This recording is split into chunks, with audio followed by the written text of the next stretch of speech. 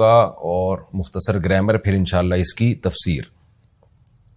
الکہف عربی میں کہتے ہیں غار کو، ویسے تو عربی میں غار کو غار ہی کہا جاتا ہے، اذ ہما فی الغار سورہ توبہ میں ہے نا، لیکن وہ غار اگر کشادہ ہو تو اس کو کہف کہا جاتا ہے، تو کشادہ غار کو ہم کہف کہتے ہیں، عام غار کو ہم عربی میں غار ہی کہتے ہیں۔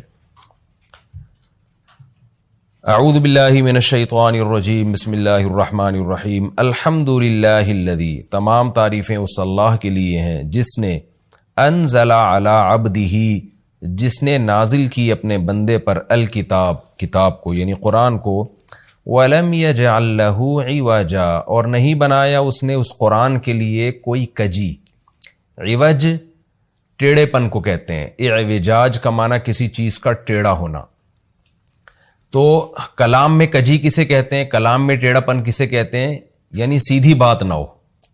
ہم کہتے ہیں نا کہ بھائی سیدھی بات کرو، تمہاری اپنی بات میں اتنا ٹکراؤ ہے، پتہ ہی نہیں چلتا کہ تم کیا کہنا چاہتے ہو، اور بات بھی واضح نہ ہو، تو ایسے کلام کو کہا جاتا ہے ٹیڑھا کلام، عوج والا کلام۔ تو قرآن کہہ رہا ہے کہ قرآن کے مضامین بالکل اسٹریٹ ہیں، سیدھے سیدھے ہیں، نیچر کو، فطرت کو اپیل کرتے ہیں، اور ٹکراؤ نہیں ہے آپس میں مضامین میں۔ تو یہ مطلب ہے عوج نہ ہونے کا۔ وَلَمْ يَجْعَلْ لَهُ عِوَجًا، اور اس میں کوئی کجی نہیں ہے۔ قیماً، سیدھا سیدھا کلام ہے۔ یہ اسی لم یجعل لہ عوجن کو دوسرے لفظ کے ساتھ ایکسپلین کیا جا رہا ہے کہ جس میں کجی نہیں ہوتی تو ظاہر ہے وہ سیدھا کلام ہوتا ہے۔ قیماً، قیم سیدھا، لِيُنذِرَ بَأْسًا، تاکہ یہ ڈرائے، بأسًا ایک یعنی عذاب سے، مصیبت سے، شدیداً سخت عذاب سے، من لدنہ اللہ کی طرف سے، وَيُبَشِّرَ الْمُؤْمِنِينَ، اور مومنین کو یہ کلام خوشخبری سنا دے، الَّذِينَ يَعْمَلُونَ الصَّالِحَاتِ، وہ مومنین جو نیک عمل کرتے ہیں، کیا خوشخبری سنا دے ان کو، أَنَّ لَهُمْ أَجْرًا حَسَنًا، کہ بے شک ہے ان کے لیے اچھا اجر۔ ماکثین، مکث یمکث، مکثن کا معنی ہوتا ہے قرار پکڑنا، رہنا، ماکثین فیہ ابدا، اس اچھے اجر میں رہیں گے یہ ہمیشہ ہمیشہ۔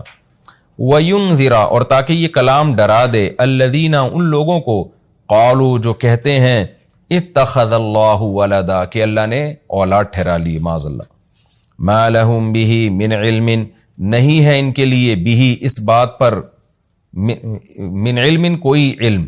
میں نے بتایا تھا علم کا ترجمہ دلیل سے بھی ہوتا ہے۔ ان کے لیے اس بات پر، یعنی اس دعوے پر کوئی دلیل نہیں ہے ان کے پاس، وَلَا لِآبَائِهِمْ، اور نہ ان کے باپ دادا کے پاس کوئی دلیل ہے۔ کَبُرَتْ کَلِمَةً، کبورا یہ ایک فعل تعجب ہے، بہت ہی یعنی تعجب کی بات ہے، یعنی بہت ہی بڑا کلمہ ہے، یعنی بہت ہی بری ہے یا بہت ہی بڑی ہے، ازروئے کلمہ کے، یعنی ازروئے بات کے، یہ بات بہت بڑی ہے، یعنی بری ہونے میں بہت بڑی ہے۔ یعنی جو انہوں نے کہا نا کہ اللہ تعالیٰ نے کسی کو اپنی اولاد ٹھہرا لی ہے، تو یہ بات بڑے ہونے کے لحاظ سے بہت ہی بری ہے، یہ ترجمہ ہوگا۔ کبورت کلیمتن، یہ بہت ہی برا ہے، بڑا ہے کلمے کے اعتبار سے۔ تخرجو، وہ کلمہ جو نکلتا ہے، من افواہہم، ان کے منہ سے، فوہ کہتے ہیں منہ کو، فوہ، اور افواہ اس کی جمع آتی ہے، تو ان کے منہ سے جو نکلتا ہے، تو جو کلمہ نکلتا ہے، تو یہ بات بہت بڑی ہے اس کلمے کے اعتبار سے، یعنی یہ کلمہ بہت ہی برا کلمہ ہے جو ان کی زبانوں سے نکلتا ہے۔ ان یقولون الا کذبا، نہیں کہتے یہ لوگ مگر جھوٹ۔ فلعلک، فا کا مطلب تو، یا پھر لعلک، شاید آپ، باخع نفسک، بخع یبخع ہلاک کرنا، آپ ہلاک کر بیٹھیں گے اپنی جان کو، علی آثارہم، ان کے نشانات، ان کے پیچھے۔ اثر نشان کو کہتے ہیں کیونکہ نشان انسان کے پیچھے پیچھے ہوتا ہے نا، تو اس کا مطلب ان کے پیچھے، یعنی آپ ان کے در پہ ہو کے ان کے پیچھے، ایسا لگتا ہے کہیں اپنی جان ہلاک کر بیٹھیں گے۔ ان لم یؤمنوا، اگر یہ لوگ اس ایمان نہ لائے، بہذا الحدیث، اس بات پر یعنی قرآن پر ایمان نہ لے کر آئے، تو ایسا لگتا ہے شاید کہ آپ اپنی جان ہلاک کر بیٹھیں گے ان کے پیچھے، اسفا، افسوس کرتے ہوئے۔ اسفا تاسف اردو میں بھی استعمال ہوتا ہے نا، بڑا تاسف ہوا، یعنی غم۔ تو آسان ترجمہ آیت کا کیا ہوگا؟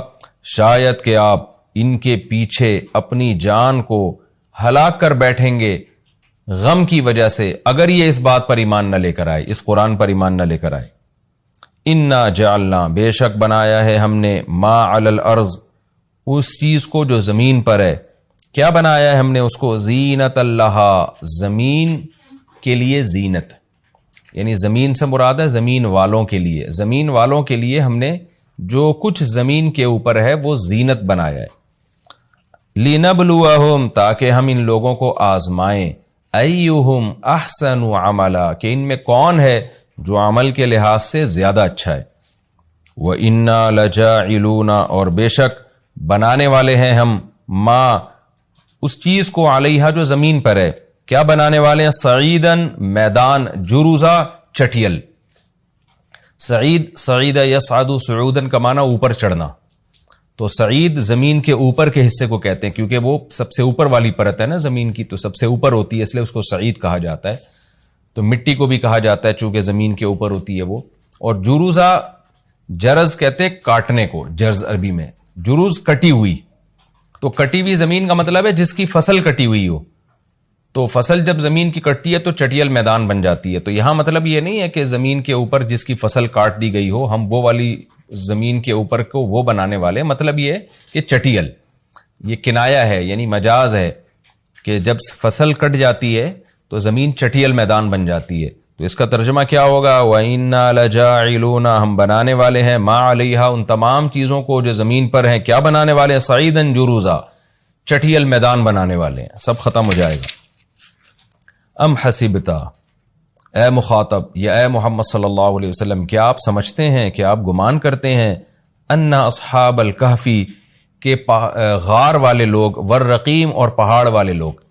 رقیم رقمت الجبل، جبل کے کنارے کو کہتے ہیں. رقمت الجبل کا مطلب ہوتا ہے پہاڑ کا کنارہ. پہاڑ کے کنارے میں کوئی بھی جگہ ہو تو اس کو رقمت الجبل کہا جاتا ہے، اسی سے رقیم نکلا ہے. تو پہاڑ کے کنارے پر یعنی رقیم کا مطلب کیا ہوگا؟ اصحاب الکہفی والرقیم، غار والے لوگ اور پہاڑ کے جانب والے لوگ. کیونکہ اصحاب کہف جو تھے وہ غار میں بھی تھے اور ظاہر ہے وہ غار پہاڑ کی جانب میں تھا، تو اس لیے ان کو اصحاب الکہف بھی کہا، اصحاب الرقیم بھی کہا. اور بعض حضرات نے کہا کہ یہ رقیم رقم سے نکلا ہے. رقم یرقوم کا معنی ہوتا ہے لکھنا. تو مرقوم ہے نا، مرقوم لکھی ہوئی چیز کو کہا جاتا ہے.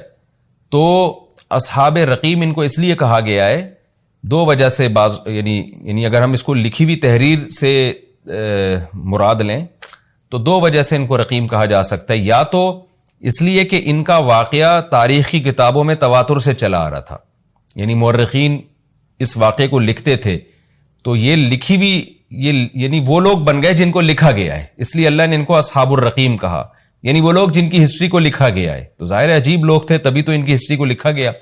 نارمل واقعات عام طور پہ نہیں لکھے جاتے. اور بعض نے کہا نہیں، رقیم ان کو اس لیے کہا گیا کہ پہاڑ جس میں انہوں نے کئی سو سال گزارے، یعنی بہت عرصہ گزارا، تو اس پہاڑ میں ان کے نام پھر لوگوں نے نا لکھ کے لٹکا دیے تھے، تو اس لیے بھی ان کو رقیم کہا گیا ہے. رقیم والے یعنی وہ لوگ جن کے نام کی پرچی پہاڑ پہ لٹکا دی گئی تھی، تختی لٹکا دی گئی تھی. تو خیر دو مفہوم ہو سکتے ہیں. زیادہ ترجیح اس کو دی گئی ہے کہ اس سے پہاڑ مراد لیا جائے، تو آسان ترجمہ بھی یہی بنے گا. ان ام حسبت ان اصحاب الکہف والرقیم، اے نبی کیا آپ سمجھتے ہیں کہ غار والے اور پہاڑ والے لوگ کانوا من آیاتنا عجبا، وہ تھے ہماری نشانیوں میں سے بڑی عجیب نشانی. یعنی کہ آپ یہ سمجھتے ہیں، اگر یہ سمجھتے ہیں تو واقعی ایسا ہی ہے، وہ بڑی عجیب نشانی تھے. ایک مطلب تو یہ ہو سکتا ہے، اور ایک مطلب اس آیت کا یہ ہو سکتا ہے کہ آپ سمجھتے ہیں کہ یہ بڑی نشانی تھے، حالانکہ یہ اتنی بڑی نہیں تھے. یہ کائنات جو ہے یہ اس سے بھی بڑی نشانی ہے. یعنی لوگ تو اس کو بڑی نشانیوں میں سے ایک سمجھ رہے ہیں، حقیقت میں یہ کائنات اس سے بڑی نشانیاں ہیں. یہ ہوتا ہے نا جب ہم کسی کو کہتے ہیں یار تم اس واقعے کو کوئی عجیب سمجھ رہے ہو، تو اس میں ہمارا مقصد انکار کرنا ہوتا ہے کہ یہ کوئی اتنا بڑا عجیب واقعہ نہیں ہے. تو اللہ بھی بتا رہے ہیں کہ اے نبی یہ جو لوگ آپ سے آ کے سوال پوچھ رہے ہیں کہ اصحاب کہف کا بڑا عجیب واقعہ تھا وہ کیا ہے، تو اللہ کہتے ہیں کہ آپ اس کو عجیب سمجھتے ہیں، یہ تو ہماری قدرت کا ایک ادنا سا اظہار ہے، ہم نے تو اس سے بڑے عجیب عجیب کام کیے. تفسیر میں اس کی ڈیٹیل آئے گی انشاءاللہ. اذ اول فتیتو، اس وقت کو یاد کرو جب، فتیہ فتح کی جمع ہے، فتح عربی میں نوجوان کو کہتے ہیں، فتیہ اس کی جمع آتی ہے. اوا یا ابھی کا معنی ٹھکانہ پکڑنا. جب ٹھکانہ پکڑا چند نوجوانوں نے. فتیہ عربی میں فعلتن کا جو وزن ہے وہ جمع قلت کے لیے آتا ہے. قلت کا مطلب تھوڑے سے لوگ. فعلۃ افعال افعل افعل افعال فعلۃ افعلۃ، یہ 4 اوزان عربی میں